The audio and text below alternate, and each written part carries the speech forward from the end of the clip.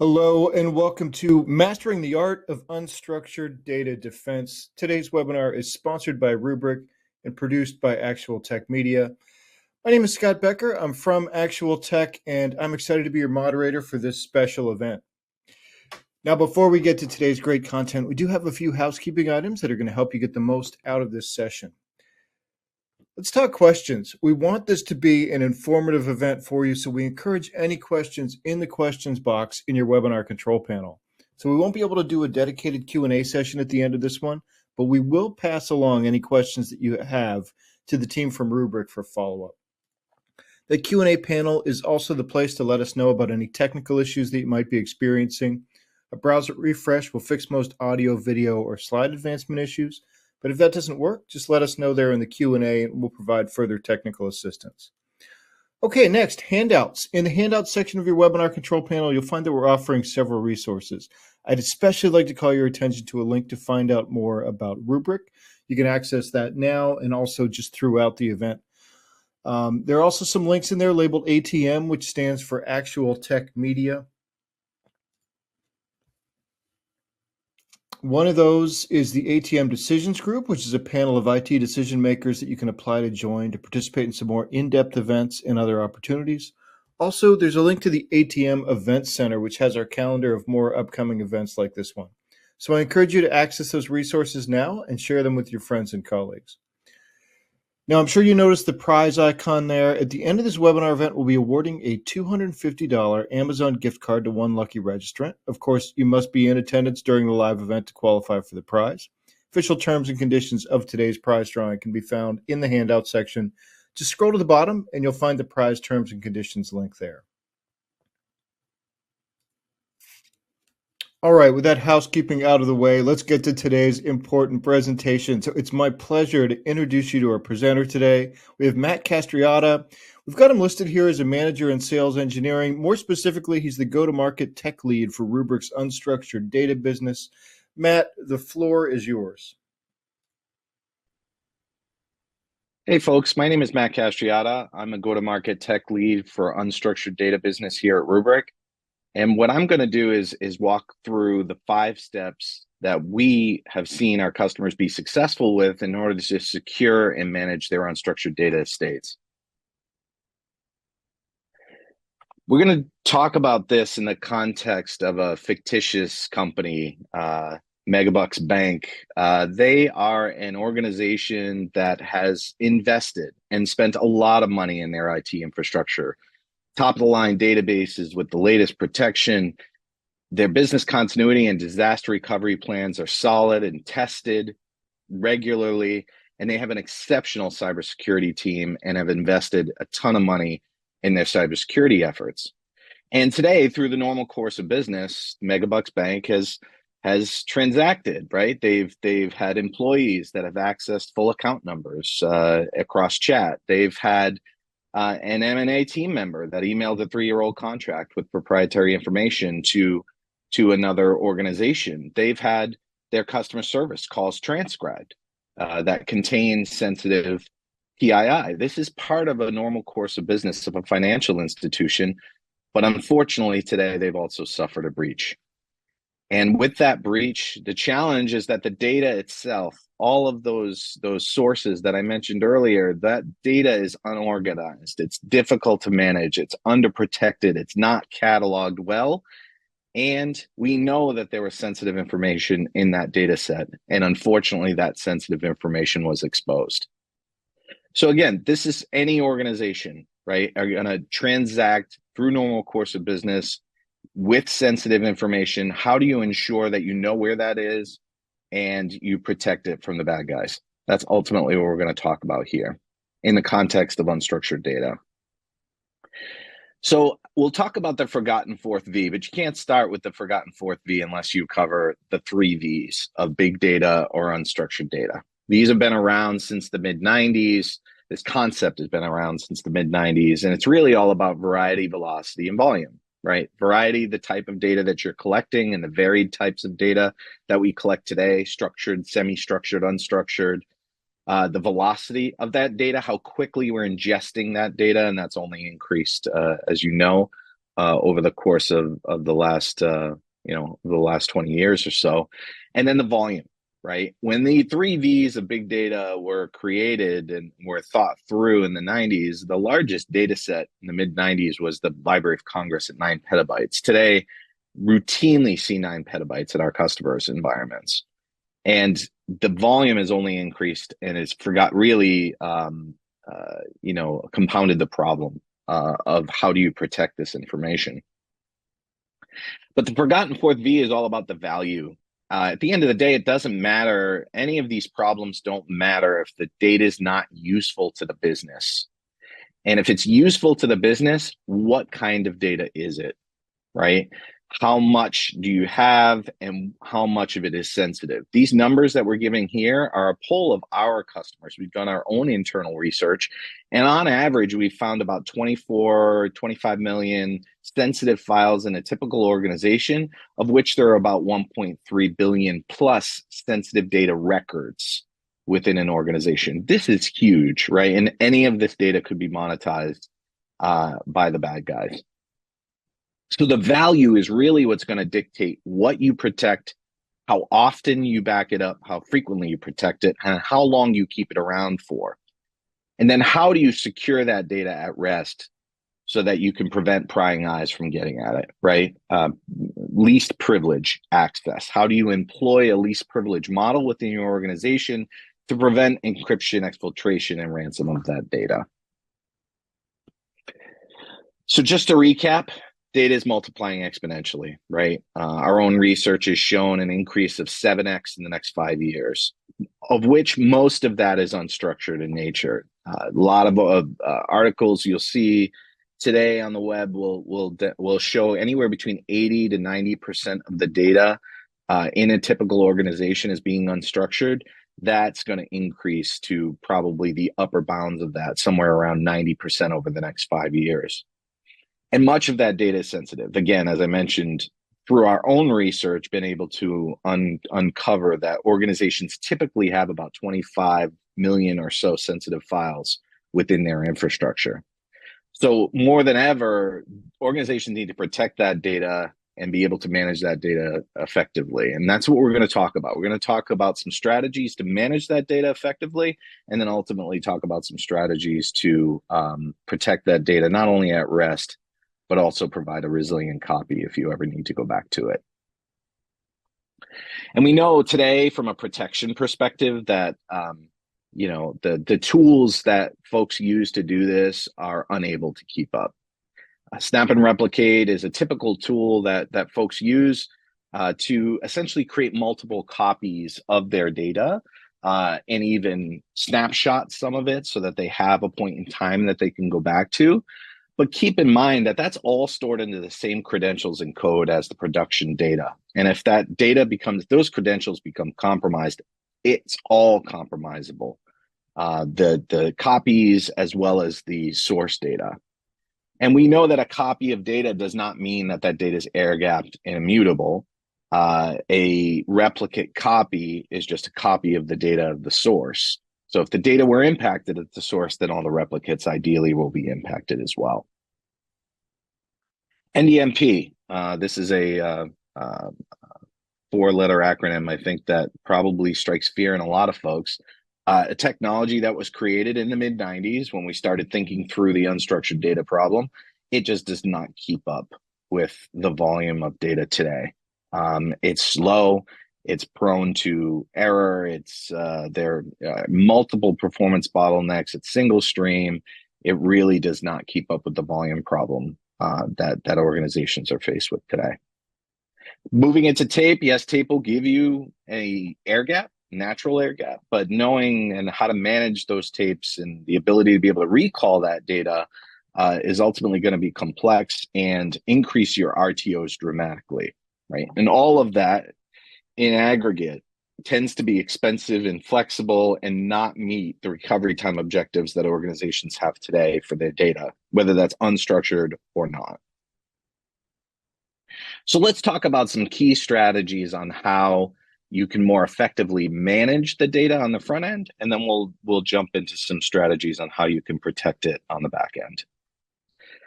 First and foremost, you have to know your data, right? How useful is that data to my business? And who's responsible for the collection and valuation of that data? And then ultimately, where is that data originating from? How clean is the source of the data? So that when I do capture that data, I'm capturing data that's useful and will be used to transact business. And it's not just risk that I'm keeping around in my environment, right? So understanding the usefulness of the data, where it comes from, and ultimately who's responsible for the valuation and collection of that data is the first step. The second step is going through that process of validation, right? And it really requires two people within your organization, one of which you already have, the second of which you may not have within your organization. And I'm gonna talk a little bit about the importance of the second one. The first is very important. You need sponsorship from the top down. So you need a C-suite champion that will sponsor this as a project to be able to broadly look at what's stored and understand its criticality in your organization. That's step one. You need the sponsorship from the top down. Step two, you need someone who's responsible and has accountability for the validation and for the data itself and understands the data within that line of business within your organization. And those folks are typically data custodians. Now, it's a terminology you may have heard used before. It's one that you may or may not employ in your organization. Ultimately, what it means is that the data custodian within the line of business in your organization, for example, a finance data custodian or an HR data custodian, they understand intimately how the data is generated, how the data is stored, and how the data is used. And they know the value of that data within your organization. So and they're responsible for working with lines of business to come up with this data map, right? It's not their responsibility solely. It's their responsibility to own ultimately the process of validation. And it's really important to have this persona within your organization or someone who acts in that capacity within the organization, really someone that understands from a line of business perspective what is important to my department or my line of business within my organization. So again, really, really important, that step of validation. Once you go through that step of validation, it's a process of tiering your applications so that you can bucket the data by its criticality, right? This is going to help you define and refine your resiliency plan, because ultimately you're going to then know for high tier applications, for example, things that if they were compromised would cause a significant disruption to my business. I'm going to protect that with a platinum protection policy, let's say. And that protection policy may move data to nearline storage for better RTOs. And ultimately, you've tested retrieval of that information regularly, right? Mid-tier, these are applications that produce data that's useful, but they're not necessarily critical to your day-to-day operations. And then low tier, if a hacker compromises that data, there's little to no disruption to your business at all.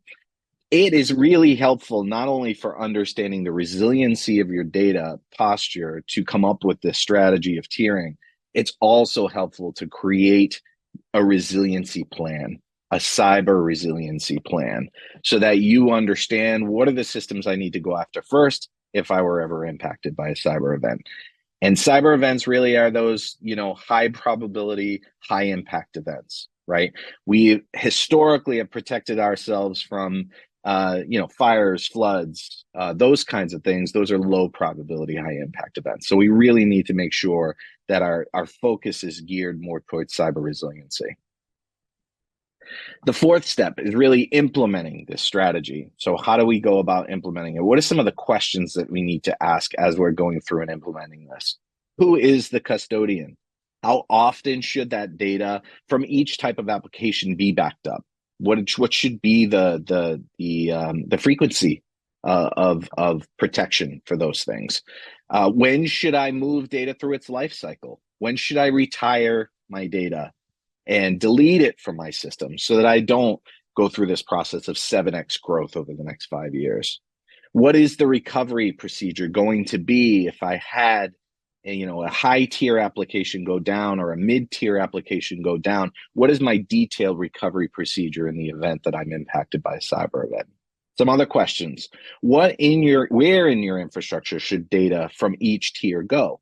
Should it be on nearline storage for proximity purposes for better RTOs?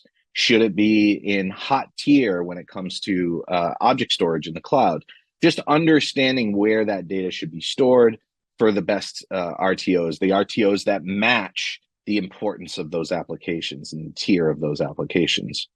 How much of it is backup versus archive? How much of it can just sit in cold versus data that's needed to be retrieved or has a retrieval recovery time objective associated with it?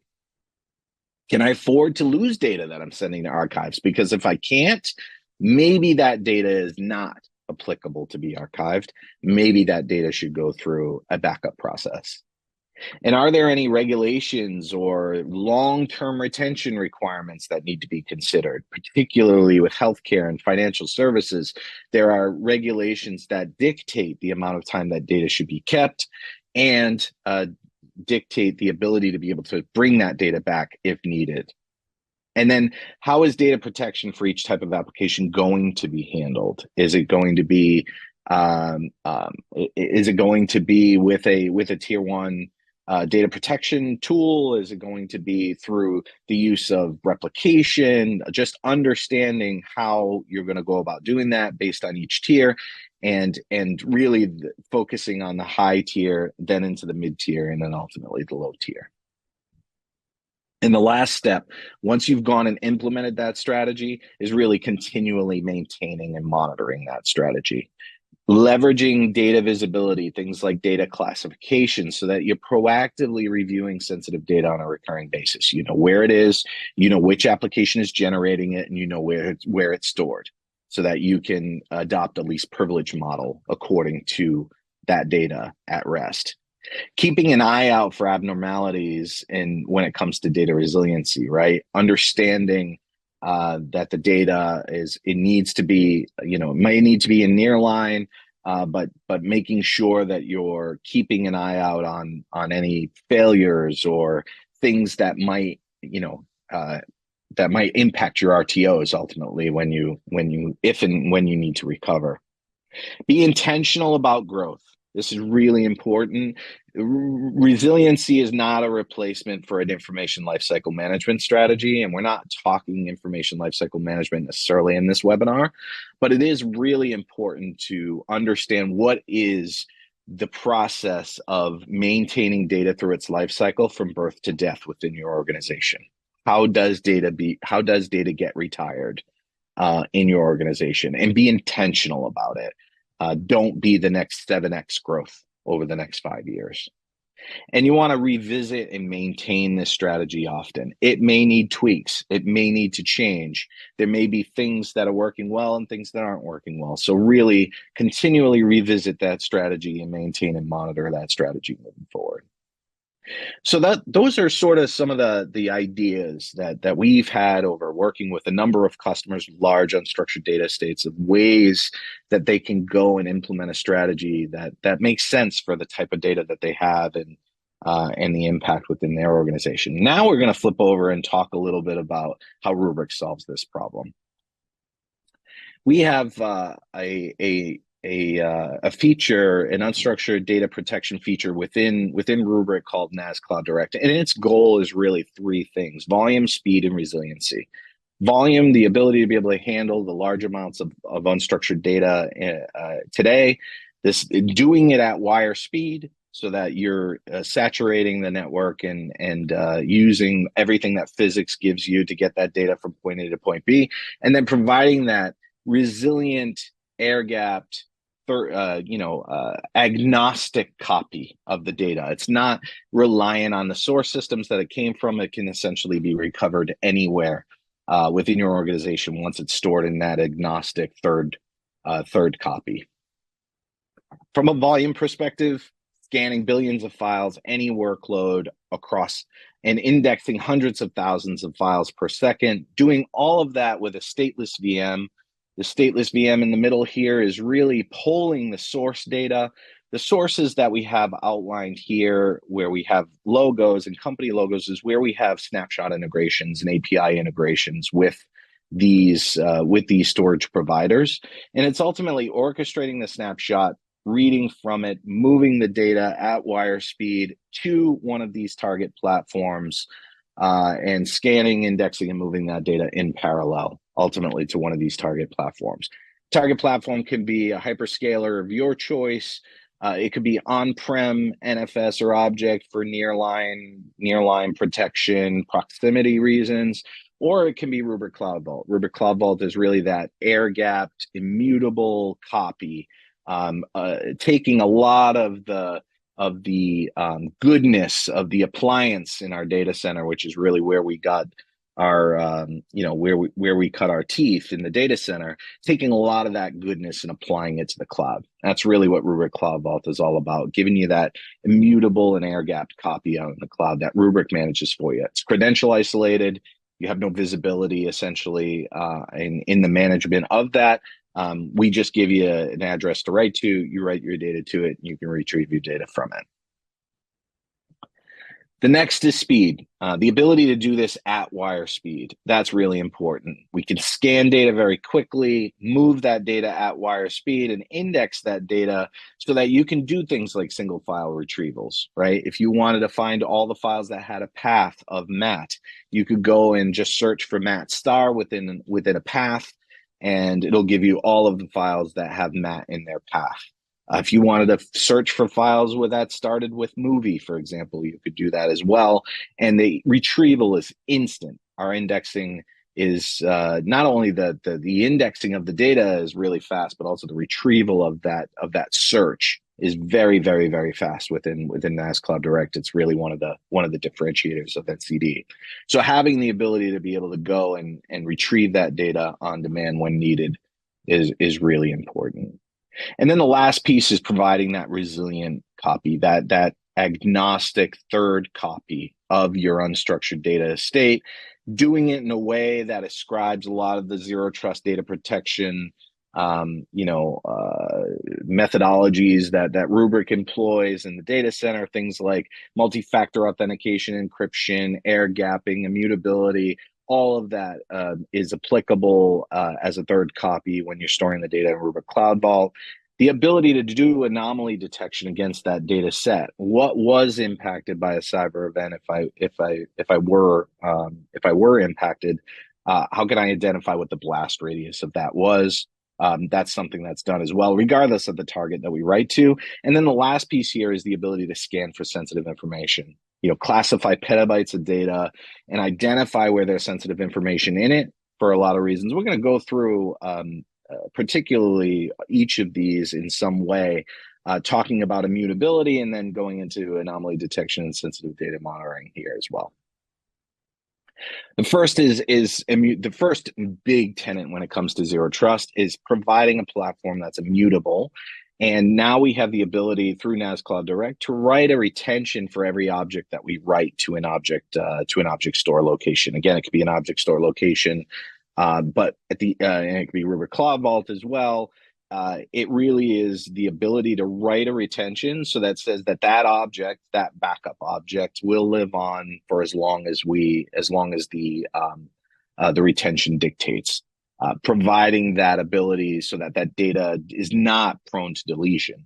If for example, an attacker were to get access to start blowing away data, they wouldn't be able to do that because of the retention that's essentially locked on that data itself, and the ability to ensure compliance with laws that dictate that. Right, there are regulated organizations that have a need for things like retention lock and the ability to ensure that the data is going to live for the duration of the retention that's defined, and that's really one of the main reasons why having an immutable third copy is really critical. In addition to credential isolation, air gapping, MFA, encryption, all of the things that really go into a zero trust framework. The second is anomaly detection. This is the ability to understand, is there anomalous behavior in my data? Not only is there anomalous behavior, but are there signs of encryption as well? So really doing that two-phase analysis to identify that I have anomalous activity, anomalous deletes or updates to the data itself, and then ultimately, do I have any files that are showing signs of encryption? And this can be done regardless of where you're putting the data, regardless of the target, because all of that introspection happens on that stateless VM that I was talking about earlier.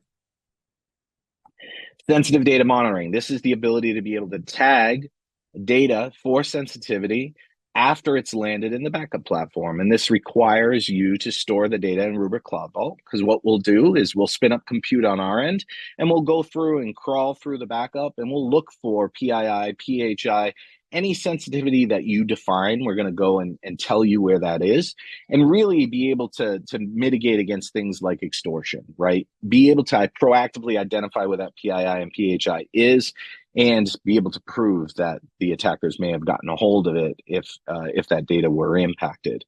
The second and most important one is access control visibility, the ability to be able to protect against unauthorized access in advance, really implementing a least privilege model against that data so that only users that need to know have access to sensitive information within your organization. Really, really critical, because what'll happen is it'll be user accounts that'll get impacted, and the behavior will look like a user doing that activity. So limiting what users can see is really, really critical moving forward. But the first step is you got to understand where the data is and what it contains. And that goes into the third piece here around inventory of that, being able to track and report what sensitive data resides where, for regulatory reasons or even for hygiene reasons. This, I would argue that this is necessary for any governance effort, is to be able to identify and understand where your sensitive data is located, and then be able to do that in perpetuity. As new backups are being created, we're constantly monitoring where the sensitive data is. So you can see that sensitive data may have lived in this location and then moved to this location on the next backup. So you can sort of see from a backup lens where the sensitive information is moving to, maybe in and out of secure locations, and be able to mitigate against that. This is really critical, not only for any governance effort, but for all the, all of those steps that I mentioned earlier around ensuring that you have, a strategy to be able to manage and maintain this large amount of unstructured data within your estate. So at the end of the day, this is all about securing unstructured data at petabyte scale, right? Maximizing the efficiency and the performance of that data, and also the security of that data. Here's some customers that use NAS Cloud Direct. As you can see, very strong in healthcare, but also strong in other industries as well. For obvious reasons, healthcare has been a strong industry for us. A lot of regulations, a lot of PII and PHI stored in healthcare organizations. So it's been a very strong area for us, but seeing a big uptick in SLED, particularly higher ed as well as finance organizations as well. And we're happy to get you an updated version of this with the latest and greatest if you're interested, or even get you a reference with any of these customers if you're interested. And the last is just some resources I'll leave you with. There's some links here, particularly the ebook that's on the top there. That ebook is recaps a lot of the information in this presentation and goes into a lot of detail about the information in this presentation. So please go and download the ebook. It's a great resource to really understanding how you begin and ultimately maintain your data journey moving forward. You could also see an interactive demo. It's a click-through demo of the NAS Cloud Direct offering. You can go and interact with that. And then the last one is a landing page for our unstructured data quest. As you can see, very medieval-like and looking in its design, and just a really cool campaign. So a great place to spend a few minutes of your time. So I appreciate the time. Thank you for spending your morning or afternoon with me, and helping to understand the how you move along your data journey. Feel free to reach out if you have any questions. Rubrik is here to help. Thanks so much.